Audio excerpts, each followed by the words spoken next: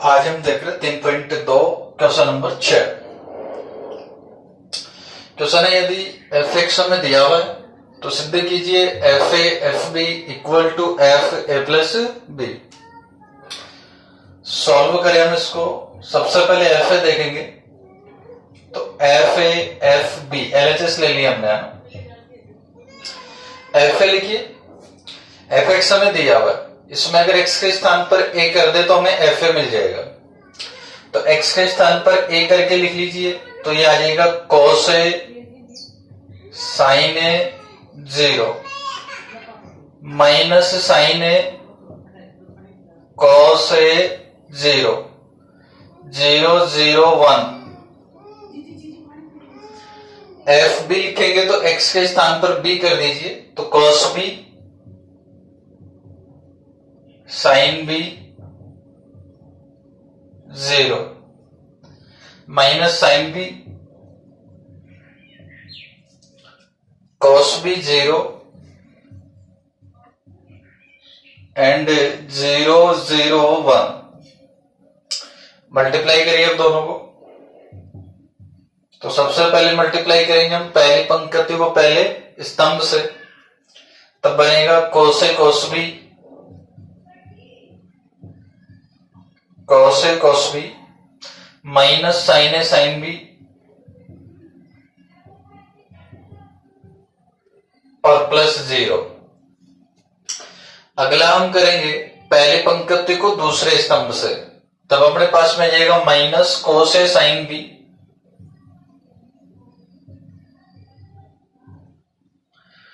Minus sign A cos B.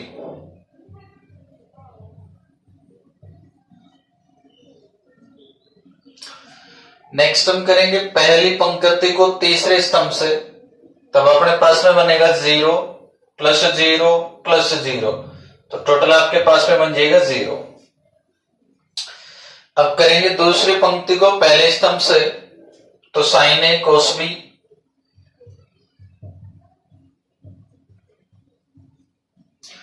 Plus cos A sine B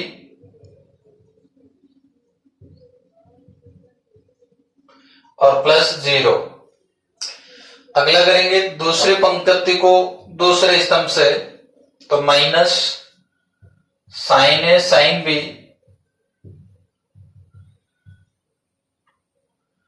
plus cos A cos B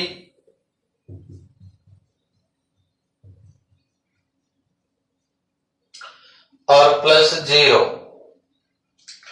अगला करेंगे दूसरी पंक्ति को तीसरे स्तंभ से, तो 0 प्लस 0 प्लस 0 बन गया 0। फिर तीसरी पंक्ति को पहले स्तंभ से, तो 0 प्लस 0 प्लस 0 टोटल 0 बन जाएगा। तीसरी पंक्ति को दूसरे स्तंभ से, तो 0 प्लस 0 प्लस 0 टोटल 0।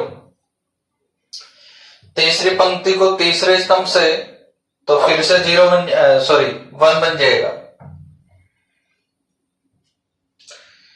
अब इसको अगर हम देखें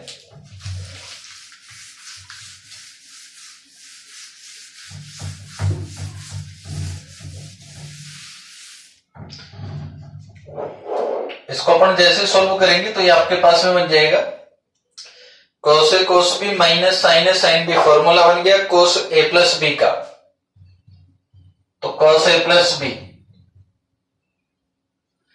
माइनस अगर कॉमन ले लिया जाए तो cos A sine B plus sign A cos B. Formula बन गया साइन ए प्लस बी का और ये 0। Sign A cos B plus cos A sine B, formula बन गया साइन ए प्लस बी। नेक्स्ट cos ए cos b माइनस साइन ए sign b, formula बन गया cos a plus b।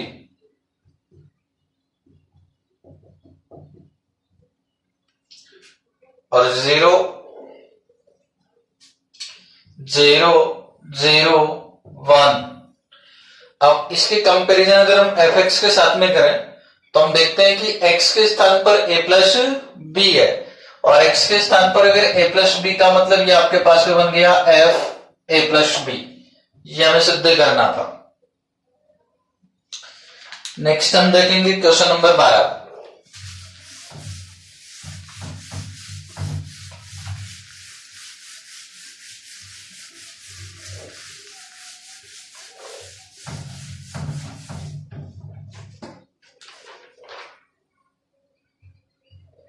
Question number 12, यदि a equal to 0 tan x/2 minus tan x/2 0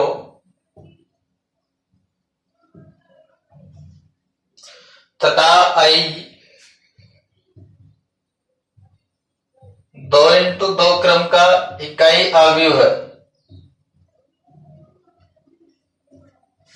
2x2 क्रम का इकाई अवयव है,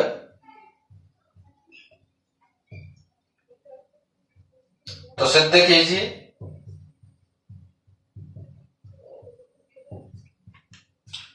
सिद्ध कीजिए i plus A equal to i minus A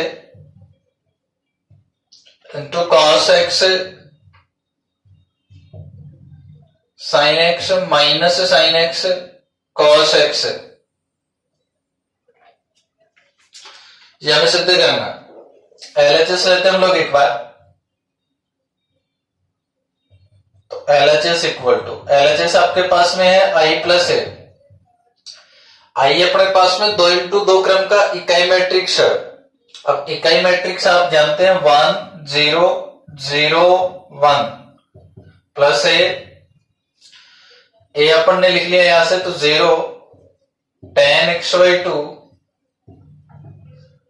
minus tan x/2 और 0, अगर इसको जोड़ दिया जाए तो ये बन जाएगा 1 प्लस 0 यानी कि 1, 0 minus tan x/2 minus tan x/2, 0 plus tan x/2 tan x/2 and 1 plus 0 1, ये अपने पास में i प्लस ए बना। अब हम RHS देखेंगे।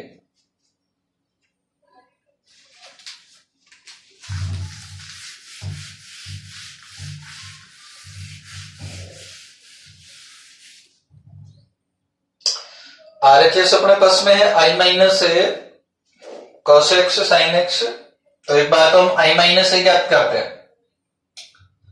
i minus A equal to, जिस प्रकार से हमने i प्लस ए देखा है, अगर यहां प्लस की जगह माइनस करके हम सोल्व कर लें, तब आपके पास में 1 माइनस 0 बन जाता 1 0 और ये प्लस बन जाता tan x/2, और फिर ये आपके पास में माइनस tan x/2 बन जाता, और ये 0 नहीं 1, यही माइनस ए बन जाता अपने पास में।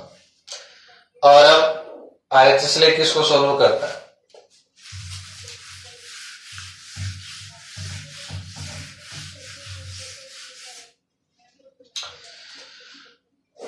RHS हमने ले लिया, तो RHS आपके पास में है i माइनस ए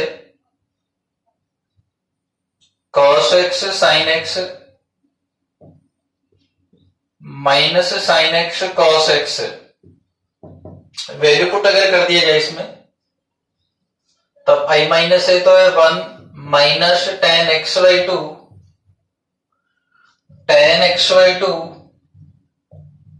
एंड 1,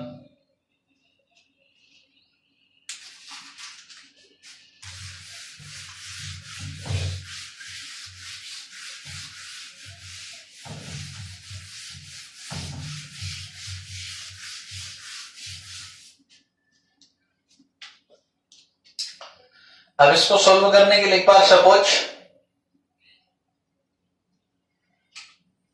ये नहीं लिखा, ये तो i माइनस ए लिख दिया था हमने, और ये वाला जो मैट्रिक्स है लिख देता हूं यहां, cos x sin x minus sin x और cos x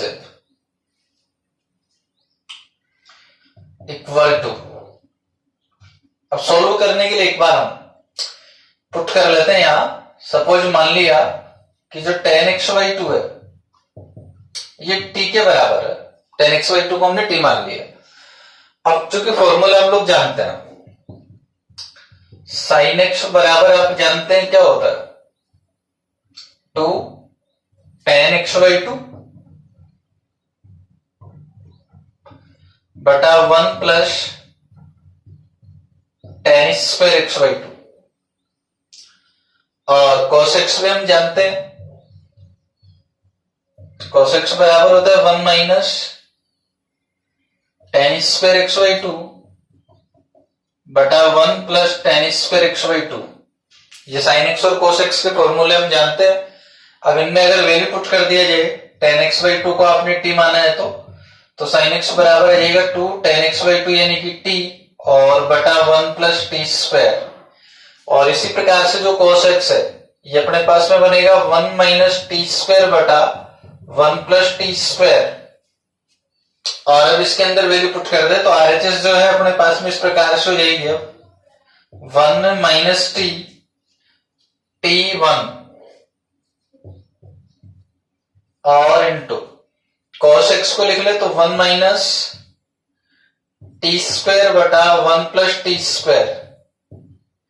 और इसी प्रकार से sin x का वैल्यू अगर हम लिख ले तो ये आ गया 2t बटा 1 प्लस टी स्क्वायर। फिर माइनस से sin x तो माइनस 2t बटा 1 प्लस टी स्क्वायर। और cos x यानी 1 माइनस टी स्क्वायर बटा 1 प्लस टी स्क्वायर। मल्टीप्लाई करेंगे अब आप इनको दोनों को,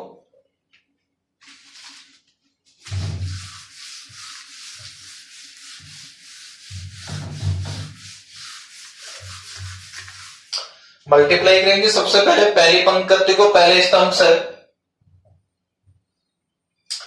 तब देखिए ये बनेगा 1 से मल्टीप्लाई करेंगे तो ये आ जाएगा 1 माइनस टी स्क्वायर बटा 1 प्लस टी स्क्वायर। टी से मल्टीप्लाई कर देंगे तो प्लस 2t स्क्वायर बटा 1 प्लस टी स्क्वायर। पहली पंक्ति को दूसरे स्तंभ से जब करेंगे तो आ जाएगा माइनस 2t बटा 1 प्लस टी स्क्वायर। और इसको जब t से कर देंगे तो प्लस t से कर देंगे तो t माइनस टी क्यूब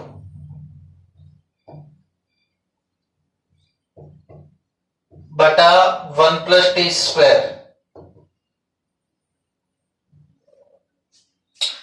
अगला दूसरी पंक्ति को पहले स्तंभ से, तो इसको माइनस टी से जब हम मल्टीप्लाई करें तो ये बनेगा आपके पास में माइनस टी और minus minus plus T cube बटा 1 प्लस टी स्क्वायर। 1 को कर देंगे तो आ जाएगा 2t बटा 1 प्लस टी स्क्वायर। दूसरी पंक्ति को दूसरे स्तंभ से करिए तो माइनस माइनस प्लस बन जाएगा 2t स्क्वायर बटा 1 प्लस टी स्क्वायर। और 1 से कर देंगे तो 1 माइनस टी स्क्वायर बटा 1 प्लस टी स्क्वायर। अब इसको सॉल्व करिए, 1 प्लस टी स्क्वायर अपने पास में एलसीएम हो जाएगा तो ऊपर से बचेगा 1 minus T square plus 2t square तो प्लस टी स्क्वायर बन जाएगा बटा 1 प्लस टी स्क्वायर। इसमें 1 प्लस टी स्क्वायर एलसीएम हो जाएगा तो माइनस 2t और प्लस टी तो बचेगा माइनस टी और यहां से माइनस टी क्यूब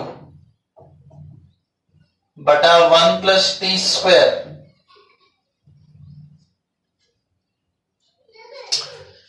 इसका एलसीएम 1 प्लस टी स्क्वायर बन गया और 1 प्लस टी स्क्वायर जब एलसीएम बन गया तो माइनस टी प्लस 2t ये आपके पास में बनेगा t और प्लस टी क्यूब। इनका एलसीएम 1 प्लस टी स्क्वायर तब अब बनेगा 2t square minus T square का मतलब टी स्क्वायर बचेगा और 1 यहां से तो 1 plus T square.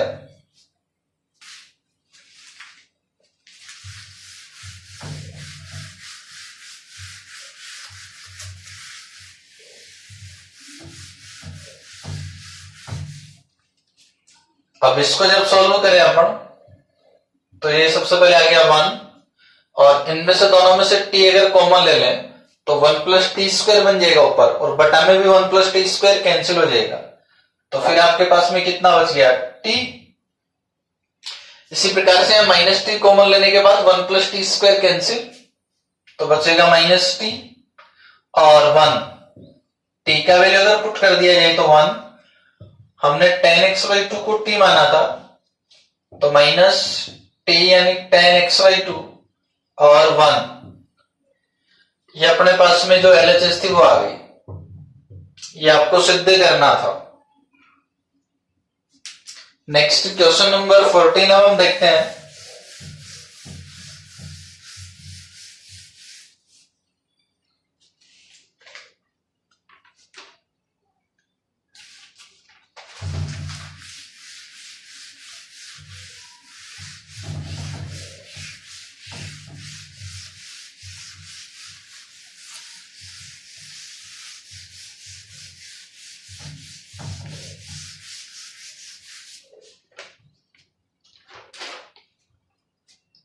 Question number 14,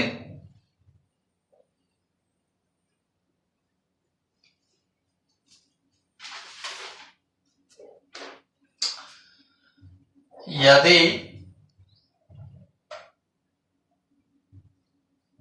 1 2 -3 0 -1 4 into a equal to 1 -2 13 -4 -10 and 20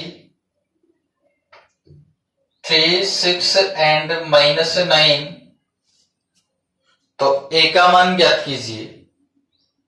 हमें यहां मैट्रिक्स ए ज्ञात करनी है। सबसे पहले हम मैट्रिक्स ए का ऑर्डर फाइंड करेंगे यहां, और मैट्रिक्स ए का ऑर्डर करने के लिए देखिए, सबसे पहले इन दोनों मैट्रिक्स का जो गुणा है वो संभव है, और इनका गुणन संभव होने का मतलब सबसे पहले तो इसका क्रम अगर अपन देखें तो इसमें 3 पंक्ति और 2 स्तंभ है, तो इसका क्रम 3 इंटू 2 है। अब ये 3 इंटू 2 क्रम की मैट्रिक्स थी, इसको मल्टीप्लाई आप ए से कर रहे हैं। ए का ऑर्डर अगर हम एम और इसका जो क्रम है 3 इंटू 3 है। अब देखिए दो मैट्रिक्स का गुणन संभव कब होता है, जब पहले में स्तंभों की संख्या दूसरी में पंक्तियों की संख्या के बराबर हो। अब इसमें स्तंभों की संख्या 2 है, इसका मतलब ए में पंक्तियों की संख्या हो जाएगी 2। अब जो नई मैट्रिक्स, दोनों को गुणा करने पर जो नई मैट्रिक्स बनती है उसका ऑर्डर किस प्रकार से फाइंड करते हैं हम, यहां से जो 2 सेम है इसको आप छोड़ देते हैं, और फिर 3, ये देखिए इसका क्रम 3 इंटू 3 था, तो इस 3 का मतलब तो ये तो यहां से आया, दूसरे वाला जो 3 आता है वो आपके पास में यहां से मिलता है। इसका मतलब ये हुआ कि जो मैट्रिक्स ए है इसका ऑर्डर कितना बन गया 2 इंटू 3। तो सबसे पहले हम एक 2 इंटू 3 क्रम का मैट्रिक्स लिखेंगे। तो मान लिया कि सपोज ए 2 इंटू 3 क्रम का मैट्रिक्स है इस प्रकार से, A B C D E F, ये 2 इंटू 3 क्रम का मैट्रिक्स है। अब मल्टीप्लाई करते हैं और इसको सॉल्व करके इन सबका मान ज्ञात करेंगे। तो 1 2 -3 0 -1 4 मल्टीप्लाई करेंगे इसको अपन ए से, ए का वैल्यू पुट कर दिया, A B C D E F बराबर 1 -2 13 -4 -10 20 3 6 and -9। अब इन दोनों मैट्रिक्स को मल्टीप्लाई करिए भाई। पहली पंक्ति को पहले स्तंभ से करेंगे तो a प्लस 0, तो बन गया a। पहली पंक्ति को दूसरे स्तंभ से करेंगे तो b प्लस 0 b, और पहली पंक्ति को करेंगे तीसरे स्तंभ से तो c प्लस 0, तो आ जाएगा c। अब दूसरी पंक्ति को पहले स्तंभ से करेंगे तो 2a माइनस डी, दूसरी पंक्ति को दूसरे स्तंभ से तो b माइनस ई, और दूसरी पंक्ति को तीसरे स्तंभ से, तो 2c माइनस एफ।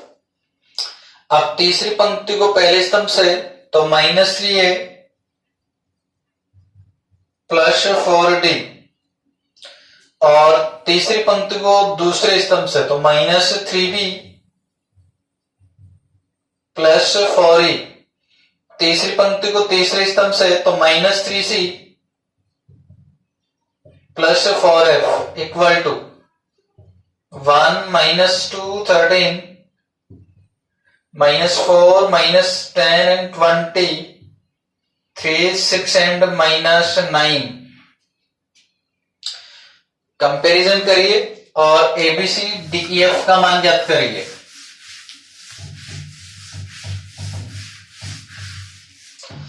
अब चूंकि दो मैट्रिक्स बराबर हैं और हम जानते हैं दो मैट्रिक्स बराबर होने का मतलब उनके संगत अवयव बराबर होता है। अब संगत अवयवों में अगर कंपैरिजन कर लें तो a equal to 1, b equal to -4, c equal to 3, next 2a minus d equal to -2, 2a minus D equal to -2। इसमें अगर a का वैल्यू पुट कर दिया जाए तो ये हो जाएगा 2 और plus 2 4। Next b minus e equal to -10,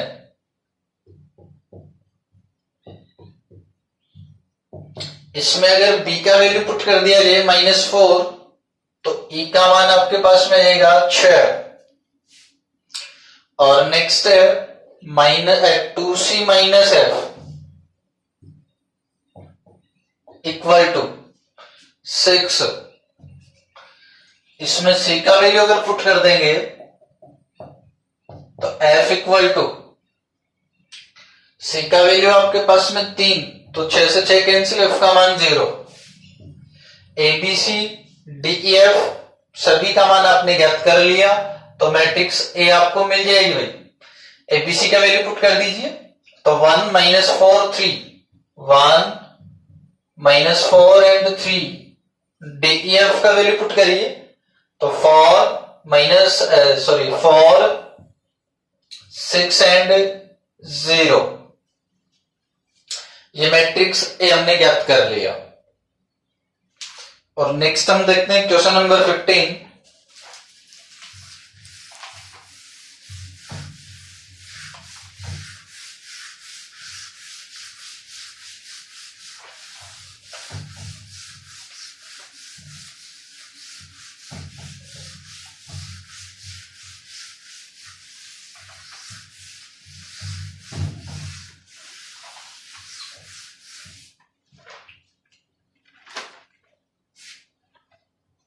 question 15, एक मैट्रिक्स ए हमें दिया गया है। मैट्रिक्स इस प्रकार से है, cos alpha minus sine alpha, sine alpha cos alpha, ये मैट्रिक्स ए है। और ए की power N equal to cos N alpha minus sine N alpha sine N alpha cos N alpha, जहां एन एक धन पूर्णांक है।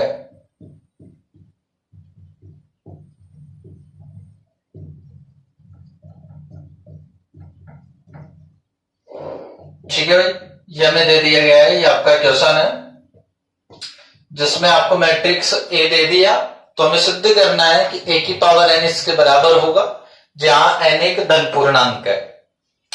सबसे पहले हम इसकी जांच करेंगे गणितीय आगमन सिद्धांत से, और गणितीय आगमन सिद्धांत से जांच करने के लिए सबसे पहले हम इसकी जांच करेंगे n इक्वल टू 1 के लिए। तो n इक्वल टू 1 के लिए, अब इसमें अगर n का वैल्यू 1 कर दिया जाए तो a की पावर 1 यानी कि a equal to cos alpha minus sine alpha sine alpha cos alpha, ये अपने पास में मैट्रिक्स ए आ गई, ए की पावर 1 आ गया, जो कि सत्य है। अगर इसके साथ में कंपैरिजन करें तो सत्य है ये, जो कि सत्य है। इसका मतलब n इक्वल टू 1 के लिए आपका कथन सत्य है। 1 के लिए जब सत्य होता है तो हम इसको किसी एक व्यापक बिंदु के लिए सत्य मान लेते हैं। माना कि n इक्वल टू m के लिए कथन सत्य है, तो माना n इक्वल टू m के लिए कथन सत्य है।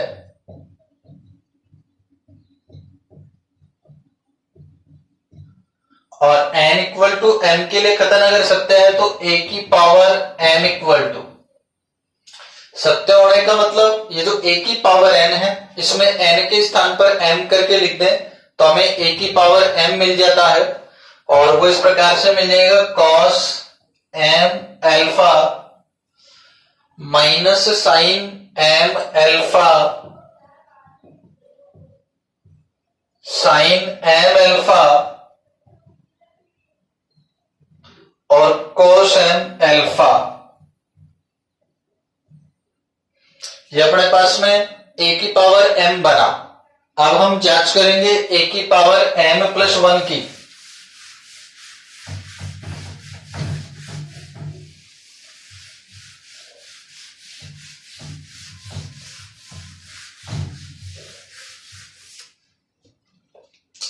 तो a की power m plus 1 equal to, हम जानते हैं a की पावर m प्लस 1 का मतलब होता है a की power m dot a।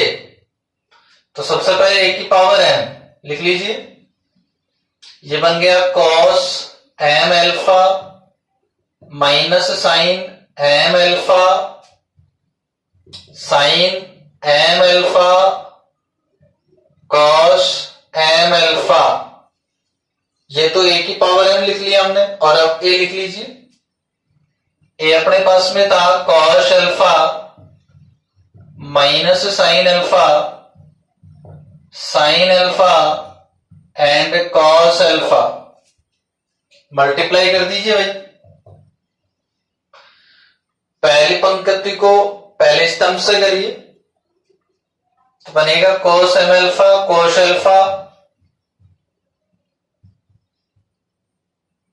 Minus sine m alpha sine alpha. पहली पंक्ति को दूसरे स्तंभ से करिए तो cos m alpha sine alpha plus sine m alpha cos alpha.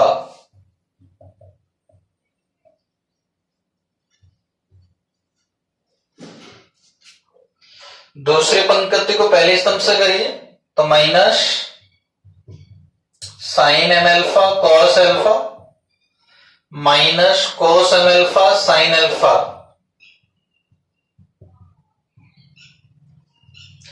और फिर दूसरी पंक्ति को दूसरे स्तंभ से करिए तो minus sine m alpha sine alpha और फिर plus cos m alpha cos alpha. इसको सॉल्व करना है आप लोग। फॉर्मूला बन गया cos a cos b minus sine a sine b बन जाता है cos a प्लस b। तो यहां से बनेगा cos m alpha plus alpha, alpha common ले लिया जाए तो m plus 1 alpha, cos m alpha sine alpha plus sine m alpha cos alpha, cos a sine b plus sine a cos b। Formula बन गया sign a plus b का। तो यहां से बनेगा sine m alpha plus alpha. अब alpha common ले लोगे तो m प्लस 1 अल्फा। इसमें से भी माइनस जब कॉमन आ जाता है तो वही टर्म्स बन जाता है आपके पास में साइन m प्लस 1 अल्फा। और ये ऊपर वाला टर्म आपके पास में है तो ये आपके पास में बन गया cos m प्लस 1 अल्फा। अब इसकी कंपैरिजन अगर हम a की पावर m के साथ में करें तो m के स्थान पर m प्लस 1 बना है सभी जगह हम देख सकते हैं m के स्थान पर m+1 बना है, इसका मतलब m+1 के लिए कथन सत्य है, और m+1 के लिए सत्य है, इसका मतलब n के प्रत्येक मान के लिए कथन सत्य है, और n के प्रत्येक मान के लिए सत्य है, इसलिए हम कहते हैं a की power n equal to cos n alpha minus sine n alpha sine n alpha and cos n alpha.